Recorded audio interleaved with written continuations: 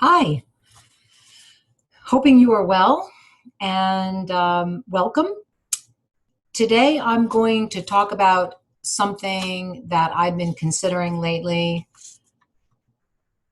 A lot of times my mind works in metaphors. That's how I think about life and break it down into understandable components. So I wanted to share some of the things that have been on my mind lately with you about future visioning, this amazing modality that I have found and absolutely love, created and assimilated by Ty Kane. And tonight's topic is going to be future visioning, 3 steps to a new you and a new life. So I have to say something about that, though, these 3 steps. And that is that really one of the future visioning principles is if you look for simple solutions, you will have a frustrating and difficult life. If you look for and embrace complexity, you will have an easy life. So just kind of like whether or not you get that or understand that right now, just put that on the shelf for a moment. We'll come back to it later. And I want to talk about the 3 steps. So what I mean, let's use the analogy of building a new home, okay? And let's say that you already have a home there that has to be deconstructed or taken down. So what's the first thing that you do? When you're building a new home, the first thing that you do is you have a blueprint, right? You have a blueprint. You design it, or you get someone to design it. You figure out the foundation, and then what it's going to be like. And there's going to be adjustments along the way. That's pretty much the way that it always goes. But you have a preset idea. You begin with the end in mind, which is a Stephen Covey, the 7 habits of highly effective people and successful people. And so that is rule number 2, be proactive, begin with the end in mind. Be proactive is number 1, and begin with the end in mind is rule number 2. So then something that most of us don't really talk about, and it's the really messy part of the job. And it's the messy part of the job in changing us, building up a new life for ourselves, or even if we're doing a home or a project. And that is the deconstruction. What does that mean? Well, let's say there's a house that already exists and it's kind of rickety and it doesn't hold really up and it's no longer workable. Well, you can't build around that. You have to break it down. You have to deconstruct what's not working any longer. And then after that happens, and it could be partial. A lot of times when they do renovations around here in my neighborhood, I notice they'll keep aspects and parts of the house that's already there in place. Sometimes they go all the way to the foundation, but not always. And some of the, stunning results that they have, even when they keep places. But there's always an element of the deconstruction or the destruction, right? Then the third element to rebuilding something or building something new is the construction. You want to construct. And that is actually also building. That's the building aspect of it. So when clients come to see me, or I talk to someone about an approach to their life that's not working, what we look at is this. We always begin with the future, the blueprint. What do you want your life to look like? Okay, now what's in the way of that?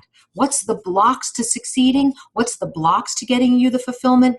What has to be deconstructed? What has to be destroyed?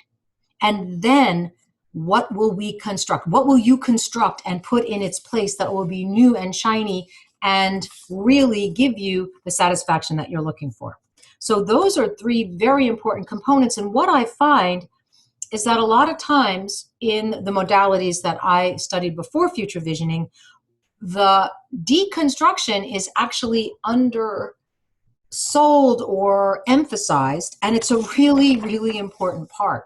And if the person doesn't understand, like sometimes people will go, oh my God, it's like, look it, everything's kind of like this right now. I go, yeah. So when you're in the middle of a renovation and you're taking that sledgehammer and you're putting holes in walls and there's, you know, plaster dust everywhere. You put on your mask so you're prepared, but you know that's part of what happens with demolition.